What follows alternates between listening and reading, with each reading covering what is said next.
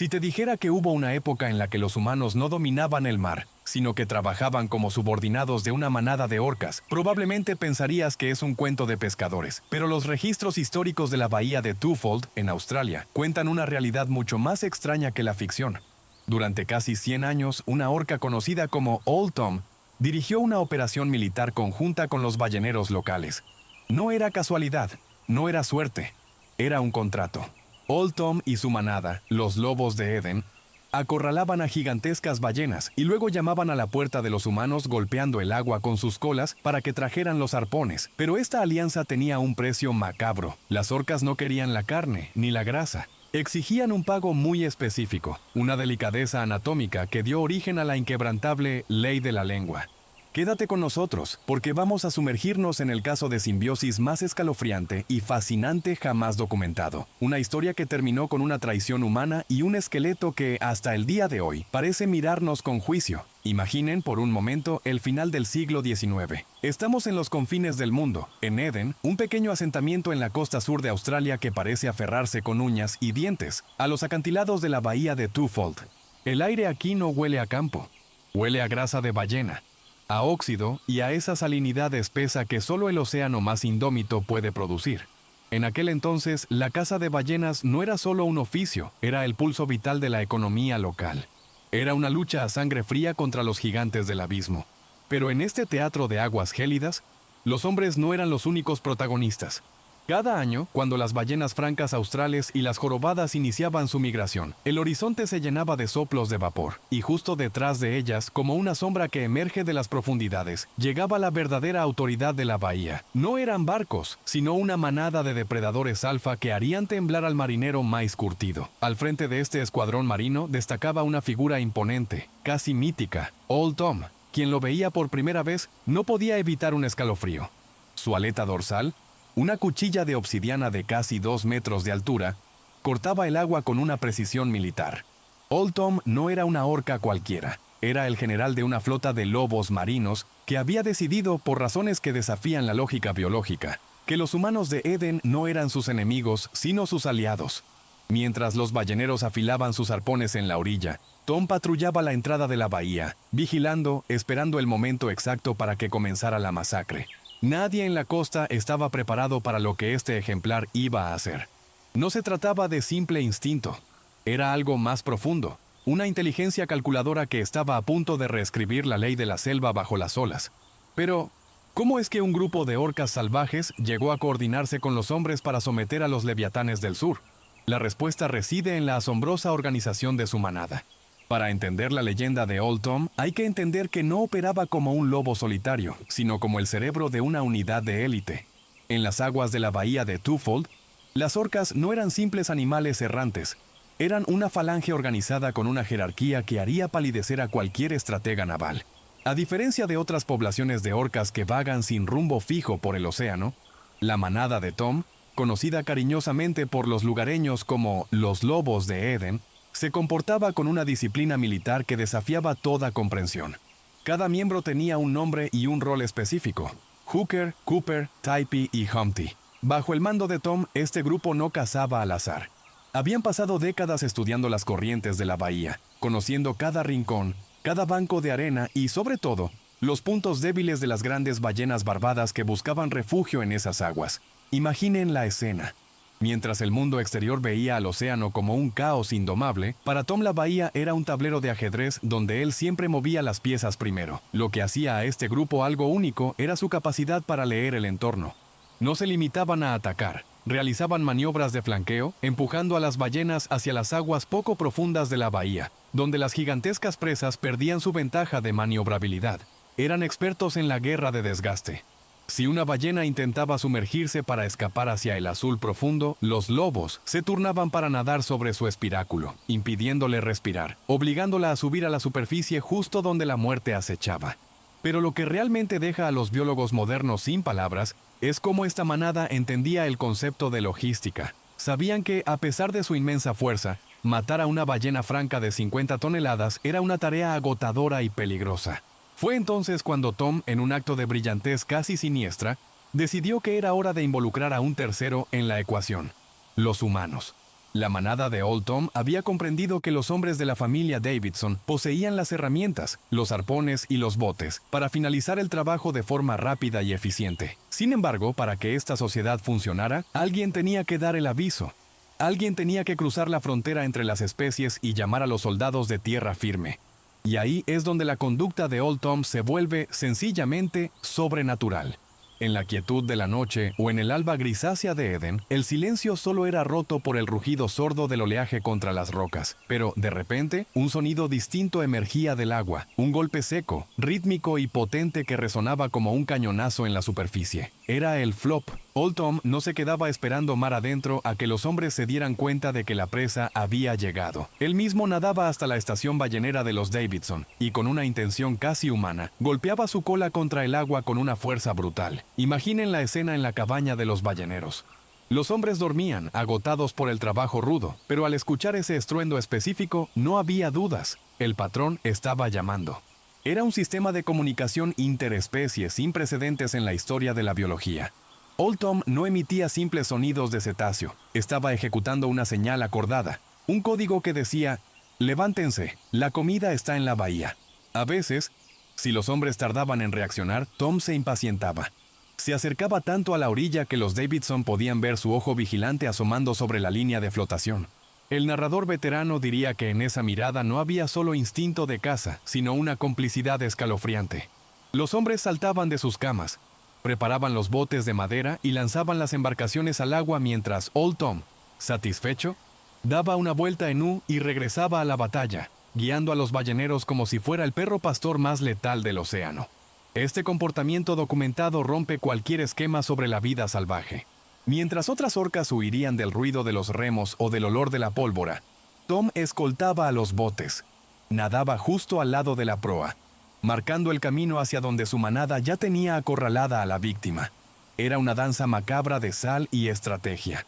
Nadie en la reserva estaba preparado para lo que este ejemplar iba a hacer a continuación, porque el aviso era solo el principio. Lo que seguía era la ejecución táctica de una guerra conjunta. Cuando los botes de los Davidson cortaban el agua, la escena que encontraban era propia de una pesadilla o de una epopeya antigua. Las aguas de la bahía, normalmente tranquilas, se convertían en un caldero hirviente de espuma y espiráculos. Allí los lobos de Eden estaban ejecutando su obra maestra. No era un ataque caótico, era un bloqueo naval en toda regla. Mientras Old Tom había ido a buscar a los hombres, el resto de la manada, con una disciplina que recordaba a las legiones romanas, se posicionaba estratégicamente. Un grupo de orcas se colocaba en la boca de la bahía, formando una barrera infranqueable de aletas y cuerpos masivos para evitar que la ballena escapara hacia el mar abierto, donde los botes de madera de los humanos serían inútiles. Otras orcas se lanzaban sobre el lomo de la gigante, no para morderla hasta la muerte, sino para cansarla, obligándola a permanecer en la superficie y gastar sus últimas energías en una lucha inútil. Imagina que estás en uno de esos botes, el crujido de la madera, el olor a adrenalina y a pocos metros, orcas de 6 toneladas saltando y golpeando el agua para desorientar a la presa. Old Tom servía como el maestro de ceremonias. Él flanqueaba los botes de los Davidson, casi como si estuviera protegiéndolos de los coletazos desesperados de la ballena acorralada. Era el pastor entregando la presa al matadero. Pero lo que las cámaras, si hubieran existido con la tecnología de hoy, habrían captado, desafía toda lógica biológica. En ocasiones, cuando la ballena intentaba una última huida desesperada sumergiéndose a gran profundidad, las orcas se colocaban debajo de ella para empujarla hacia arriba, manteniéndola a tiro para los arponeros. Era una alianza forjada en la necesidad y el entendimiento mutuo. Los humanos aportaban el golpe de gracia con sus arpones de hierro. Las orcas aportaban la inteligencia táctica y la fuerza bruta del cerco. Sin embargo, esta colaboración no era un regalo gratuito de la naturaleza. Entre los hombres y los depredadores existía un pacto no escrito, una regla de honor que se respetaba con una solemnidad casi religiosa. Un contrato que, de romperse, traería consecuencias fatales para la economía de Eden. En el mundo natural no existe la justicia, solo la supervivencia. Pero en las aguas de Eden se instauró algo mucho más sofisticado, un código de honor conocido como la ley de la lengua. Este era el corazón del pacto, el contrato sagrado que mantenía unida a la manada de Old Tom con la familia Davidson. Una vez que la ballena había sucumbido bajo el hierro de los arpones y el asedio de las orcas, la batalla no terminaba con un festín inmediato de los humanos. Aquí es donde la historia se vuelve asombrosa. Por orden de los Davidson, el cadáver de la ballena no era remolcado a tierra de inmediato. Se dejaba anclado en el mar, flotando como una isla de carne durante exactamente 24 horas. ¿Por qué este retraso que parecía desafiar toda lógica comercial? Porque ese era el pago para los mercenarios del mar. Durante ese día completo, los hombres se retiraban y dejaban que Old Tom y su bando se acercaran al botín. Pero lo más increíble es que las orcas no devoraban a la ballena por completo. Como si fueran gourmets de las profundidades, solo buscaban una recompensa específica: la lengua y los labios. Para una orca, la lengua de una ballena es un manjar de grasa y músculo rico en nutrientes, una delicadeza que extraían con precisión quirúrgica. Old Tom y sus compañeros desgarraban esa parte específica, dejando el resto del cuerpo, el preciado aceite y las barbas que daban dinero a los hombres, intacto. Imagina la escena: el silencio absoluto de la bahía tras la carnicería, y bajo el casco de los botes, las sombras de las orcas reclamando su tributo en una cena ritual. Al amanecer del día siguiente, los Davidson regresaban. Encontraban el cadáver limpio de sus partes blandas, pero perfectamente aprovechable para la industria. Ni un solo gramo de grasa de la ballena era desperdiciado por las orcas. Ellas habían cumplido su parte, y los humanos, con una paciencia casi mística, habían cumplido la suya. Era una simbiosis perfecta. Un equilibrio donde el hombre respetaba al depredador no como a una bestia, sino como a un socio comercial.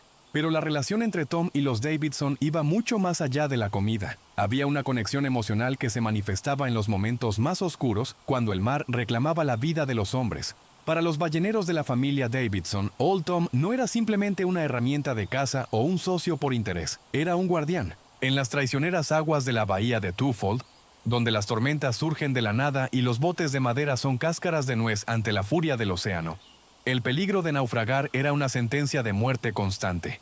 Pero en Eden, los hombres tenían un ángel guardián con aleta de tiburón. Existen historias documentadas, transmitidas de generación en generación, que parecen sacadas de una novela de aventuras, pero que los registros de la época sostienen como verdades irrefutables. Hubo ocasiones en las que, tras un coletazo brutal de una ballena herida, los botes de los Davidson se hacían añicos, lanzando a los hombres a las aguas gélidas y turbulentas. En ese momento, cuando el pánico se apoderaba de los pulmones y el frío empezaba a apagar el corazón, aparecía la sombra de Tom. Pero no venía a cazar. En un despliegue de empatía que desafía nuestra comprensión del depredador alfa, Old Tom protegía a los náufragos. Mientras los tiburones, atraídos por la sangre de la ballena y el caos, empezaban a merodear a los hombres que flotaban indefensos, las orcas formaban un anillo de protección a su alrededor. Tom patrullaba el perímetro, alejando a cualquier intruso con embestidas y soplos amenazantes. Hay relatos que aseguran que Tom incluso ayudó a mantener a flote a balleneros agotados, permitiendo que se apoyaran en su lomo o empujándolos suavemente hacia los restos de los botes hasta que llegaba el rescate. Para Old Tom, los Davidson no eran extraños, eran parte de su propia manada. Los veía como aliados que necesitaban ser protegidos, rompiendo la barrera entre especies de una forma que la ciencia de aquel entonces no podía explicar. Esta lealtad incondicional forjó un vínculo de acero. Los hombres de Eden lloraban a sus muertos, pero sabían que mientras Tom estuviera en la bahía, nunca estarían solos en el azul profundo. Sin embargo, como en toda gran tragedia épica, la confianza más pura es la que más duele cuando se rompe. Un incidente oscuro estaba a punto de manchar esta relación de décadas con la sombra de la traición. Todo contrato sagrado tiene un punto de ruptura. Y para la leyenda de las orcas de Eden, ese momento llegó con el olor a alcohol y la falta de respeto. Ocurrió en una tarde gris, tras una cacería particularmente agotadora. Una ballena había sido abatida, pero el mar estaba picado y el ánimo de los hombres, excepto el de los Davidson, estaba por los suelos. Entre la tripulación se encontraba un hombre ajeno a la tradición, un individuo cuya identidad se ha perdido en la bruma del tiempo, pero cuyo acto quedó grabado en la infamia, el llamado tipo borracho. Este hombre, ignorando décadas de respeto mutuo y cegado por una impaciencia estúpida, decidió que no quería esperar las 24 horas que dictaba la ley de la lengua. Mientras Old Tom se acercaba al cadáver para reclamar su justo pago, aferrándose a la soga que unía al bote con la presa para evitar que la corriente se la llevara, el hombre comenzó a tirar con violencia. No fue un simple tironeo, fue un acto de agresión. En medio de una disputa física por el cadáver, el hombre forzó el cabrestante del bote mientras Tom se negaba a soltar su parte. El resultado fue un sonido seco, un crujido que debió resonar en el alma de todos los presentes. Bajo la presión brutal, los dientes de Old Tom se fracturaron y fueron arrancados de cuajo por la tensión de la cuerda. Imaginen el dolor de un animal de ese calibre. Un ser que había dedicado su vida a servir a los hombres, siendo mutilado por la avaricia de uno de ellos. Tom se sumergió en silencio, dejando tras de sí un rastro de sangre que no era de ballena, sino suya. La traición física fue grave, pero la emocional fue definitiva. Aunque Tom siguió apareciendo en la bahía en los años siguientes, algo se había roto para siempre. Ese brillo de confianza absoluta en su ojo se apagó. El pacto seguía en pie, pero el rey del mar ahora era un soberano herido, un recordatorio viviente de que el hombre, a veces, es el animal más peligroso de la cadena. Nadie en la reserva estaba preparado para lo que este incidente iba a desencadenar. La salud de Tom comenzó un declive lento, y con él, la mística que protegía a la ciudad de Eden empezó a desmoronarse. El año era 1930. El mundo estaba cambiando, las máquinas empezaban a reemplazar los músculos y el vapor sustituía a las velas. Pero en Eden, el cambio llegó con un silencio sepulcral. Una mañana de septiembre, los pescadores divisaron una mancha oscura balanceándose cerca de la orilla de la bahía de Twofold. No había soplos. No había el rítmico flop de la cola contra el agua. Era un cuerpo inerte, una masa de obsidiana y gris que las olas empujaban suavemente hacia la arena. Old Tom había muerto. El examen de sus restos no reveló heridas de arpones ni ataques de otros depredadores. Tom simplemente se había rendido ante el peso de los años. Causas naturales, dirían algunos, aunque los más viejos del lugar aseguraban que su corazón se había enfriado desde aquel incidente con la soga. Cuando la noticia corrió por el pueblo, un luto espontáneo se apoderó de Eden. Los comercios cerraron, los balleneros se quitaron las gorras y por un momento el tiempo se detuvo. Habían perdido a un vecino, a un socio, al protector de sus padres y abuelos. Pero lo que ocurrió después desafía toda lógica económica y parece entrar en el terreno de lo místico. Casi de inmediato, tras la muerte de Tom, las otras orcas de la manada, aquellas que habían seguido su liderazgo por décadas, desaparecieron. Se esfumaron en el azul profundo y nunca más regresaron a la bahía. Sin las orcas para acorralar a las ballenas y avisar a los hombres, la industria ballenera de Eden, que había florecido durante casi un siglo, colapsó en cuestión de meses. Era como si la suerte y la prosperidad se hubieran ido con él.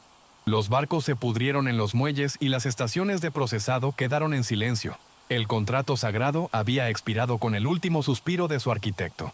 Pero la historia de Tom no terminó cuando su carne desapareció. Su presencia física se negaba a abandonar el lugar que una vez gobernó. Hoy en día, si caminas por las calles de Eden, terminarás inevitablemente frente al Museo de la Ballena. Allí, bajo una luz tenue y un silencio sepulcral, descansan los restos de la orca más famosa de la historia. No es un esqueleto cualquiera, es una reliquia de guerra. Al observar los huesos de Old Tom, uno no puede evitar sentir que, de alguna manera, él todavía nos está observando, esperando que comprendamos el mensaje que dejó en sus restos. Lo más impactante de este esqueleto no es su tamaño, sino sus dientes. Si te acercas, verás algo perturbador. Las piezas dentales del lado derecho de su mandíbula están desgastadas hasta el hueso, con surcos profundos y marcas de una presión inmensa. Es la prueba física, el fósil de una conducta increíble. Esas marcas no fueron causadas por comer peces. Son el resultado de años y años de Old Tom aferrándose a las sogas de los arpones, arrastrando los botes de los Davidson hacia la presa o impidiendo que el mar se robara el cadáver de la ballena. Es una herida que el tiempo no pudo borrar. Ese desgaste dental cuenta la historia de su lealtad, pero también de la tragedia del tipo borracho. Es el testimonio mudo de un animal que puso su cuerpo al servicio de una alianza, desgarrándose a sí mismo para cumplir con su parte del trato. Ver esos dientes es entender que el pacto de la lengua no fue un mito romántico, sino un esfuerzo físico brutal y constante. El esqueleto de Tom se ha convertido en el corazón de la ciudad. Los visitantes se quedan mudos ante la majestuosidad de sus restos, tratando de imaginar cómo una criatura tan poderosa pudo decidir, voluntariamente, ser el compañero de caza del ser humano. Pero más allá de los huesos, queda la pregunta que ha atormentado a científicos y naturalistas por casi un siglo. Al cerrar el libro sobre la vida de Old Tom, nos queda una incógnita que flota en las aguas de la bahía de Twofold como una bruma persistente. ¿Qué fue realmente lo que ocurrió en Eden? La ciencia convencional intentará explicarlo bajo términos fríos como comportamiento de forrajeo cooperativo o simbiosis oportunista, sugiriendo que Tom simplemente encontró una forma más fácil de obtener calorías. Pero quienes estuvieron allí, quienes sintieron el rocío del mar cuando Tom golpeaba su cola para despertarlos, saben que esa explicación se queda corta. ¿Fue Old Tom un traidor a su propia especie? ¿Un colaboracionista que ayudaba a masacrar a otros cetáceos por un trozo de lengua? ¿O fue en realidad un genio visionario? Quizás Tom comprendió mucho antes que nosotros que la cooperación era el camino más corto hacia la cima de la cadena alimentaria. Entendió que el ser humano, con su tecnología de hierro, era una fuerza de la naturaleza con la que era mejor aliarse que competir. Lo que las cámaras del tiempo no pudieron registrar, pero la memoria colectiva conserva, es la posibilidad de una inteligencia que trasciende el instinto. Old Tom no solo cazaba, él administraba un recurso, protegía a sus socios y mantenía un orden social entre dos especies que, por naturaleza, deberían haberse temido. Su legado es un desafío a nuestra arrogancia. Nos recuerda que no somos los únicos estrategas en este planeta azul. La historia de las orcas de Eden permanece como un evento único en los anales de la biología. Una anomalía donde la ley de la selva fue sustituida por un apretón de manos entre el colmillo y el arpón. Quizás, en el fondo, Tom no servía a los hombres. Simplemente nos permitió creer que teníamos el control, mientras él gobernaba la bahía con la sabiduría de un rey antiguo. La historia de Old Tom y los lobos de Eden nos deja en la orilla de un abismo de preguntas.